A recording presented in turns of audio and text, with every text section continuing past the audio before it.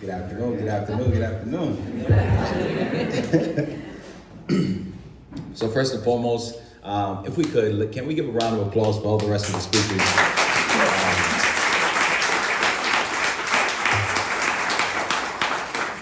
To even be in a room with such outstanding people with phenomenal journeys, it makes me humbled to even be in this chair. My name is Luis Estrella. I'm a vertically integrated realtor in New York, New Jersey, and Dominican Republic. So in order to tell you my story, I'm gonna start all the way from the reverse, right? I'm a poet, first and foremost, beyond all those other things that I mentioned. It would behoove me to actually start in the way that I feel represents me the best and represents my family legacy as well.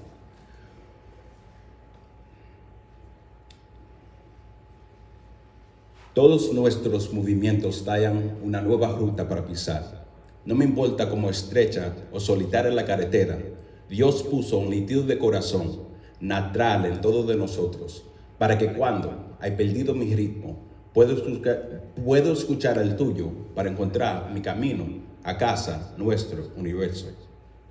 All of our movements carve a new path for us to walk on.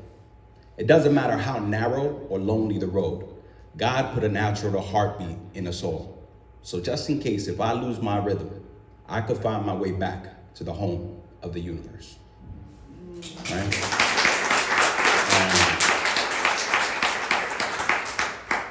My family story,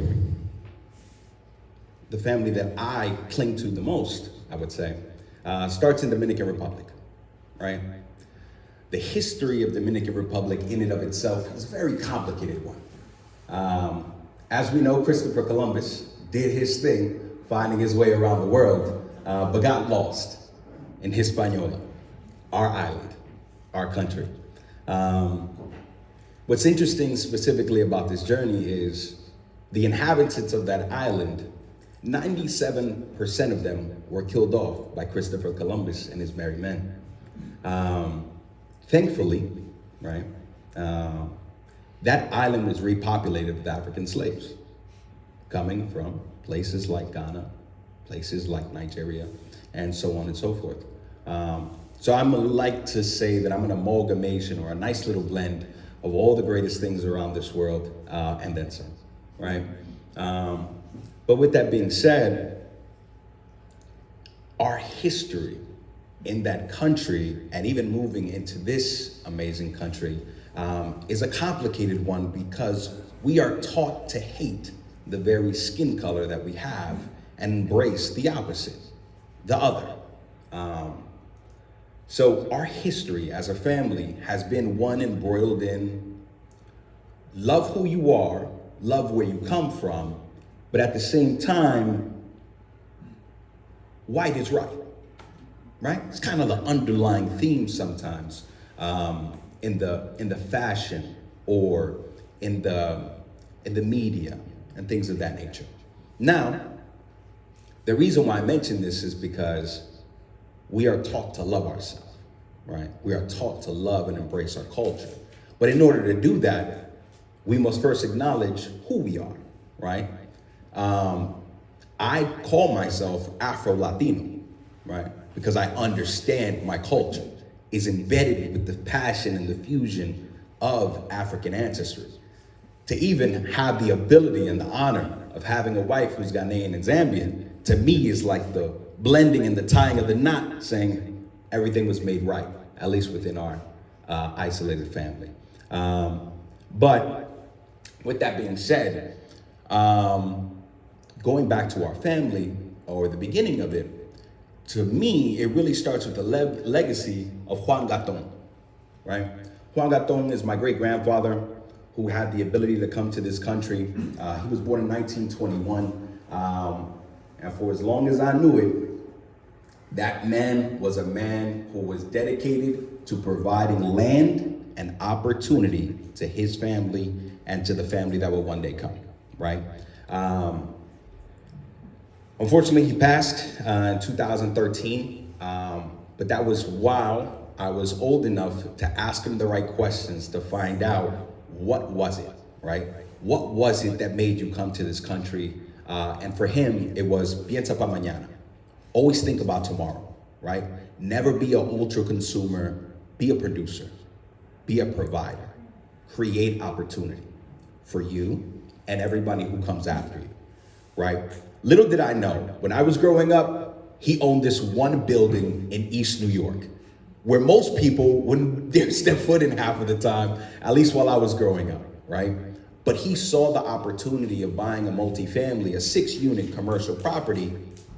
Come to find out after he passed, that was one of many that he had. But he bought that building so that way our family, at the very least, would have one isolated community, right? This was a little blend of DR and Cuba and everything else that he could gather. But no matter what, it was a space for our family to be okay, right? Throughout that process of me growing up and understanding why and like, what was the reason behind him creating the space, it really made me feel like I owe it to him to never forget that and kind of create opportunities the same exact way.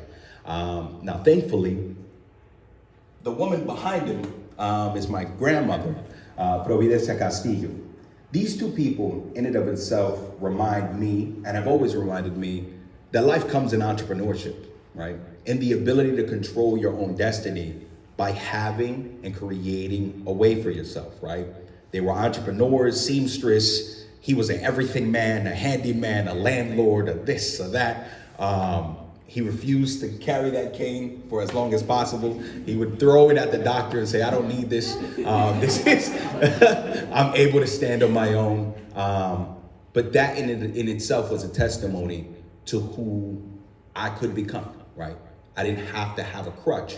I could stand on my own as long as I remembered the lessons that he would pass on to me and on to my family as well. Thankfully, him and my grandmother had a large, vast family, right? My great-grandmother actually had 22 kids, most of which were twins and triplets. Yeah, I said the same thing. Unfortunately, due to circumstance and otherwise, 7 of those children did pass. It wasn't easy to have a family that would kind of sustain itself in that magnitude. But for the ones that did survive and the ones that did grow, our family is pretty vast in that way. I mention this because now, right, kind of flashing from then to now, I've always seen myself being a father, right? Always embracing the opportunity that my great-grandfather and my great-grandmother kind of created for themselves in creating a family. So from the moment that I was able to do that, I felt like, okay, this is it. I'm kind of working in the right path. But my family's origin story went from DR to Florida to New York, just kind of creating breadcrumb trails of finding home, right? Florida was hot, it was great, but my great-grandfather really saw it in and of itself to start a path in the land of opportunity, which he felt was New York City. And I'm happy that he did, because I was grown up and born and raised in New York, Brooklyn specifically, and thankfully I found my way here. But with that said, and understanding kind of the backstory, my family always made sure that we had a tie to DR, right? We embarked on an annual trip every single summer, going back to DR, spending time with my cousins, because it was extremely important to never lose the family bond, to never lose that tie, to understand my culture, to understand my heritage. Spanish was the #1 predominant language when we came home and when we went home, just to make sure that we never lost that fabric. So there's a little picture of me and my cousin kind of always spending time in DR. That's a plantain belly, right? Enjoyed a lot of those. But so again, for me, and I learned to love my culture. I learned to embrace my culture but I'll also understand the complexities of that culture in and of itself. Now kind of fast forwarding to where we are today. I would like to say I just decided to kind of move to Maplewood, New Jersey after Brooklyn, because that was the right thing to do, right? But thankfully I was blessed with an opportunity and earned a scholarship to go to DePaul University in Greencastle, Indiana. I chose that specific location and that university because when I was in elementary school and when I was in high school, there were no white people, right? There were no white kids. The teachers were white, but there was no, it was interesting, right? Because New York City is a very diverse location, but it's also one of the most segregated school systems in the country. So my mom always told me, no matter what you go through, you will always still remain standing, right? So she always say, look at me, I'm still standing, right? She always made sure that I understood, in order to grow, you have to stay in the uncomfortable, right? So when I chose my university, it was part and parcel because I needed change, right? I needed to be around what a real reflection of this country was, and I knew I had to stay uncomfortable. So I went out to Greencastle, Indiana. I graduated there, but thankfully, I was reminded by, who is now my wife, who was then my girlfriend, that there was a reason for me to kind of come back to the East Coast. Because I was ready to settle down and be uncomfortable. I was thinking Indiana was it. But she reminded me that I should come on back. Thankfully I did. But quickly I was reminded that as amazing as the space as New York City could be, there are some uncomfortable truths that still remain. I graduated college in the spring of 2012, right? And then I came back to New York City, and 6 months after graduating, I was brutally beat down by 15 police officers at the NYPD. They tore ligaments in both of my right shoulders. I had to have reconstructive surgery and tore ligaments in my right wrist. I was at the height of stop and frisk, right? Just before Eric Garner died, just after Trayvon Martin had passed away. And I was quickly reminded, no matter how much education you have, it's not about what you have inside. It's what people can see on the outside that could determine your outcome. Thankfully, I didn't hit any police officers. Thankfully, I'm still here to tell the story. But I remind us to say, it's not just the trials and tribulations of where we started or where our family once started, right? There are absolutely still trials and tribulations that happen today. Now, because of my poetry, because of my outreach, because of the work that I was doing in East New York to create poetry centers, open mic nights, freedoms of expression, pockets of hope, opportunity, and peace, like my great-grandfather had taught me, right? Thankfully, my community rallied around what had happened to me and got me in contact with Soledad O'Brien, and she featured the police brutality that had happened to me on her documentary, Black in America, Black and Blue. I'm thankful, right?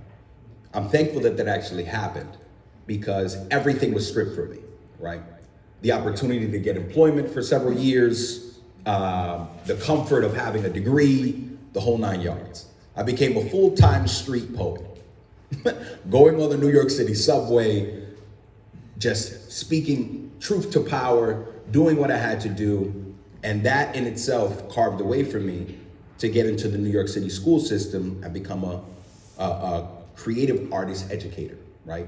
Creating opportunities for young children to know, embrace who you are, embrace your artistic passions, but at the same time, understand the importance of being an entrepreneur.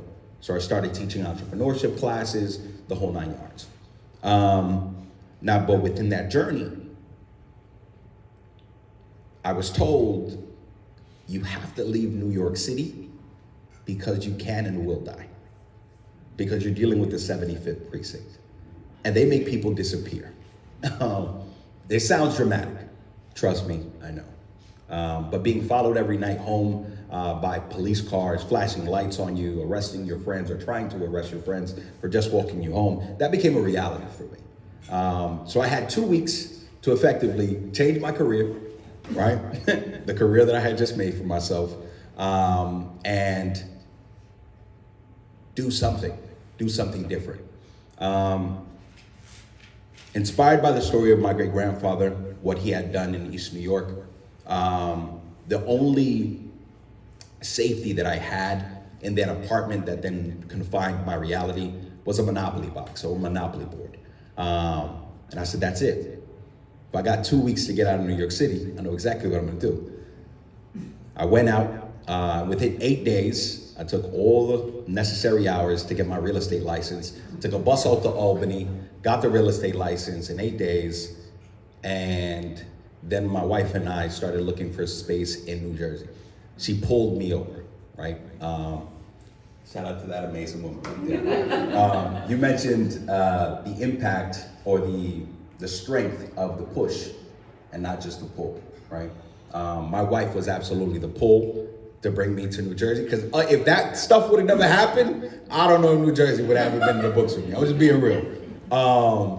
But she pulled me into New Jersey, starting with Jersey City, because she said, look, clearly you can't be in New York. You got all your family there, you're doing what you're doing, but there is a space for you here, right? There are Dominicans in New Jersey. I didn't believe it. I see what So for me, I started finding a little comfort in knowing that my people were here, knowing that I could create a space for my family here. And then when we found out that we were pregnant, or she was with child, she said, okay, Jersey City is nice, but our kids are going to school here. We're going back to where I'm from, which was Maplewood in South Orange. Thankfully, I found a home here. I've created a home here for my 2 boys and I, my family. So our story is about providing and creating opportunity, because that's what inspired my family, right? I'm still in real estate, started in New York, now in New Jersey, and in Dominican Republic, to kind of create a full circle opportunity wheel, right? But I'm thankful for the good, the bad, because they say if you lost all of the good and all of the bad, you'd want it all back. So I fully embrace my family story, our legacy, people like Audrey, for embracing us in this community, the coalition or race, because you guys are amazing and doing amazing things. So thank you for this community, and thank you all for having us.